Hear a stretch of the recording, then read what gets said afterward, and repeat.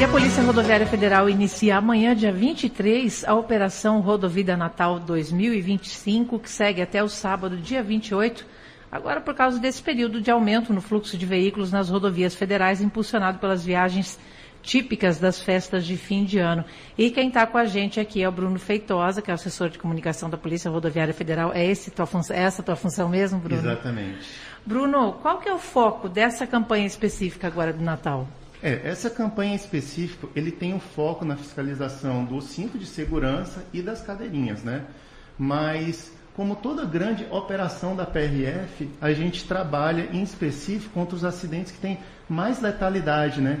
Que é a questão do excesso de velocidade, as ultrapassagens indevidas, o consumo de álcool, fora as demandas locais que cada delegacia elenca como seus pontos mais críticos. Por exemplo, aqui em Foz do Iguaçu, na nossa delegacia, a gente fez um levantamento e os nossos pontos mais críticos são os cruzamentos de rodovia. A maior parte dos nossos acidentes, eles acontecem principalmente em Medianeira, Matelândia, quando as pessoas estão cruzando a rodovia. Então, a gente pede um cuidado especial quando você estiver transitando por esses trechos urbanos, principalmente pelas motos. Quando você vê uma moto próxima, quase 70% dos nossos acidentes se envolvem motos. Motos com veículos, motos com caminhões, motos com outras motos. Então, nesses pontos que eles aparecem muito rapidamente, se você não tiver com a velocidade reduzida, você não vai ter tempo de reação. E é isso que está acontecendo. As pessoas veem, às vezes, que no município tem que reduzir para 30 por hora, 40 por hora, vê uma rodovia larga e diz, eu não preciso disso. A pista dupla não está nem aí, Não né? tem motivo para me reduzir assim, dá para me continuar aqui a 80. Só que quando uma moto surge do nada, você não tem tempo de reação. E aqui, Feitosa, em Foz, além da 277, vocês têm a 469... E a Tancredo é de vocês também, né? Mas ela não é mais chamada de Era a rodovia antes, mas teve uma mudança ali, né, de concessão da Tancredo Neves. A Tancredo Neves, que é a antiga BR-600? 600. Não, essa rodovia ela foi municipalizada. isso Agora que eu ela ia virou perguntar. só do município, ela não faz parte mais da Então, PRF, vocês têm, rodovia. vocês têm a 277 e a 469. 277 e a 469. Como é que está na 469, com as obras, com tudo? Então, a 469 a gente já conversou com os engenheiros, né? Então, boa parte dessas obras estarão suspensas até o dia 5, o que vai facilitar um pouco o trânsito, mas ali está um trecho crítico. A gente pede que quem tiver deslocamentos com horários certos, porque, por exemplo, quando você vai para Cataratas, você já agenda um horário para entrar. Sim. Quando você vai para o aeroporto, você também tem que ter estar no horário específico. A gente pede que saia com bastante antecedência, porque ali é um trecho lento, que não tem muitos desvios no local, né?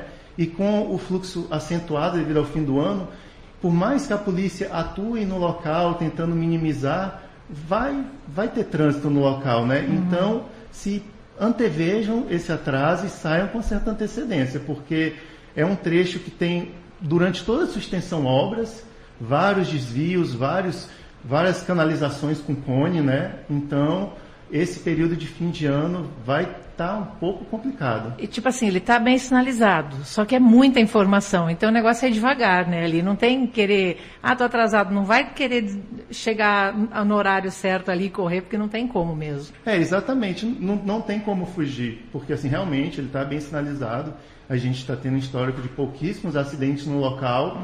A crítica maior está sendo a questão do trânsito, da demora, mas o fluxo está muito intenso, a gente tem novos atrativos, como a questão do aquário, né? Então as pessoas estão querendo ir para lá, não tem o que fazer. Feitosa, bom dia. Bom dia. E com relação à Perimetral Leste, porque assim, né, tem aqui 277 e 469 sob responsabilidade de vocês, e agora tem uma nova rodovia na cidade. Vocês já receberam? Como é que está a situação? Então, essa questão da perimetral é uma questão que é tratada exclusivamente pelo DENIT, né? A gente, como um órgão federal, a gente precisa de uma liberação, um recebimento oficial do DENIT para poder atuar nesse local. Da mesma forma, a Receita, né? Nesse momento, a informação que a gente tem, que os caminhões que estão passando pela ponte, eles não estão podendo usar esse acesso, porque formalmente essa rodovia não existe para a gente. Ela está sob responsabilidade do DR e a fiscalização, inclusive, está sendo feita por eles. Então, até esse recebimento formal, a gente não está tendo atuação no local. Agora vocês já fizeram vistoria ali, né, juntamente com o DENIT, para observar algumas situações. Que recomendação você pode dar para as pessoas que já utilizam esse trecho hoje em dia, né? Recomendação assim, de cuidados, de observação.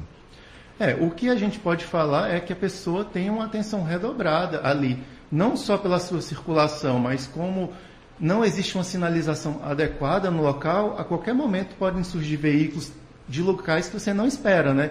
Entrando de marginais, surgindo pela contramão. Então, a gente recomenda que você, primeiramente, evite circular por lá, a não ser que você não tenha jeito, porque realmente apresenta um risco, principalmente nesses períodos durante a noite, e agora a gente está entrando na época das chuvas, né? Então, eu acho que é um risco desnecessário você entrar sobre essas situações de risco num local sem sinalização. E uma vez que você opte por fazer isso, tenha um cuidado redobrado, sabendo que a qualquer momento podem surgir situações inesperadas. Feitosa, a gente estava conversando com o Ginha antes aqui, ele veio da Argentina, falou da fila para ir, para voltar. Vocês também atuam naquela área ali que leva agora até a aduana argentina e também até a Nova Ponte.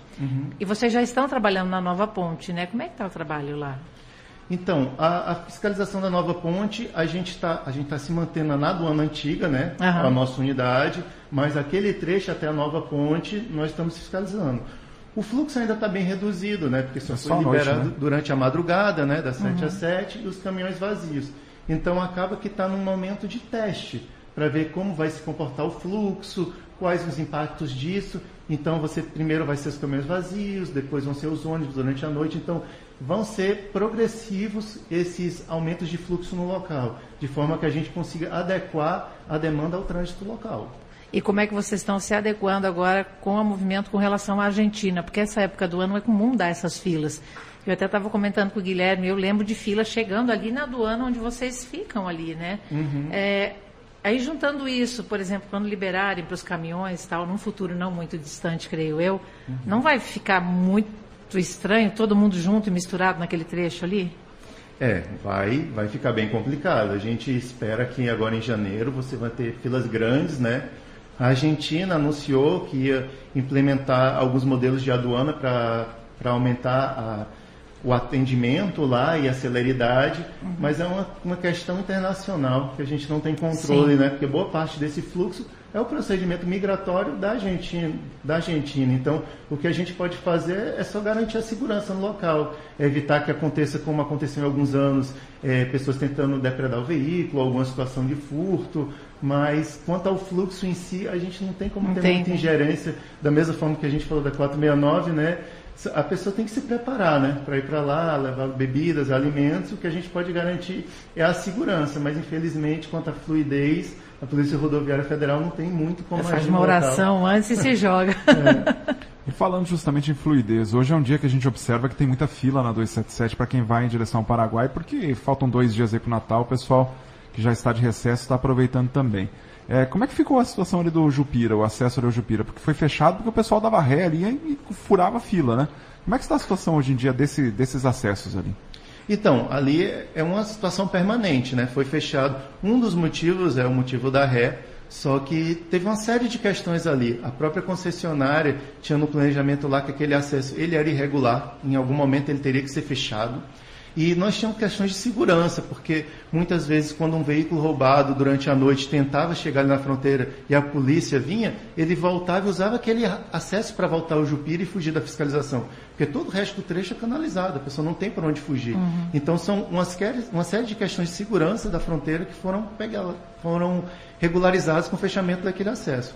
O que a polícia tem buscado junto à concessionária é uma questão de pedestres ali, tentar implementar uma travessia de pedestres, uma passagem em nível, porque realmente ficou ruim, mas não por causa do fechamento do acesso, mas já de muito tempo, aquela travessia ali da rodovia, ela está ruim para quem mora do bairro Jupira e precisa ir para Vila Portes, e nisso que a gente está buscando com as autoridades locais, junto com a concessionária, inclusive com alguns vereadores, para tentar melhorar o trânsito de pessoas.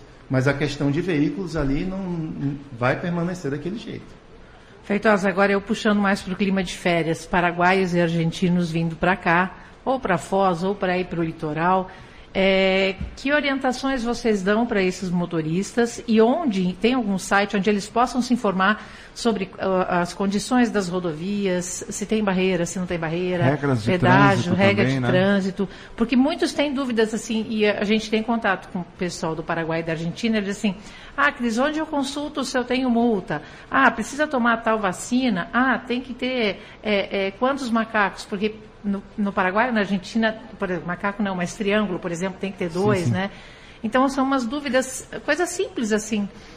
Como é que eles fazem para se orientar? Dentro do Brasil, a maneira mais fácil de você buscar essas orientações é em alguma unidade PRF nossa, ou pelo nosso tridígito 191, né? Onde os colegas vão tirar todas essas dúvidas. A gente não tem um site específico, até porque essas informações elas passam por muitos órgãos, né? Algumas coisas que você está perguntando são competências exclusivas da PF, Sim. que é sobre imigração, a pessoa entrar com criança, as questões de trânsito são com a gente, às vezes com veículo, com a Receita Federal, então, às vezes você não vai conseguir obter todas as informações em um órgão só. Então, o ideal é parar ali na aduana, no primeiro momento, você vai encontrar todos esses órgãos e ter as orientações de um primeiro momento, né?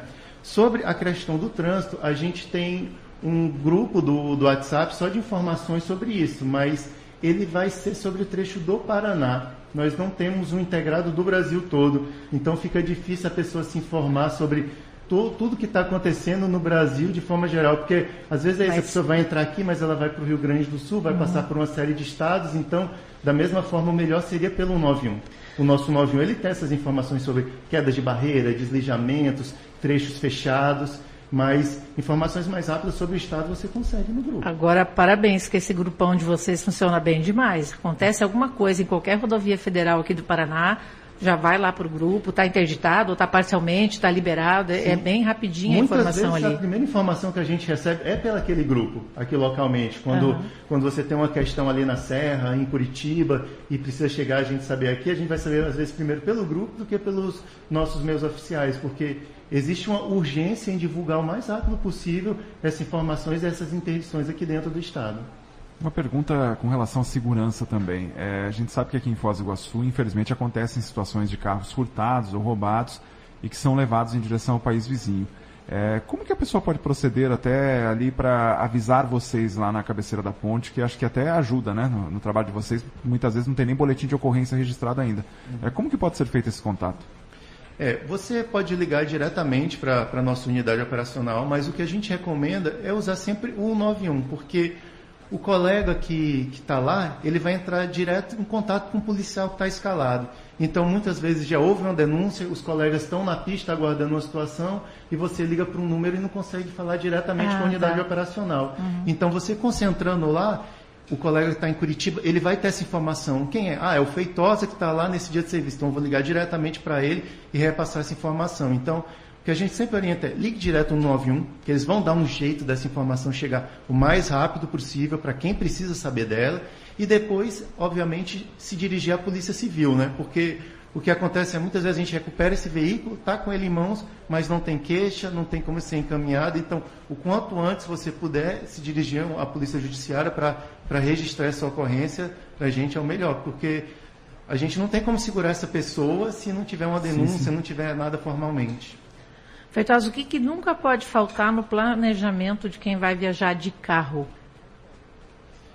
Eu acho que se informar sobre o trecho é a primeira grande questão, né? Muitas vezes a gente vê que a pessoa não teve esse planejamento prévio, não sabe por onde ela está indo, quais são as peculiaridades locais.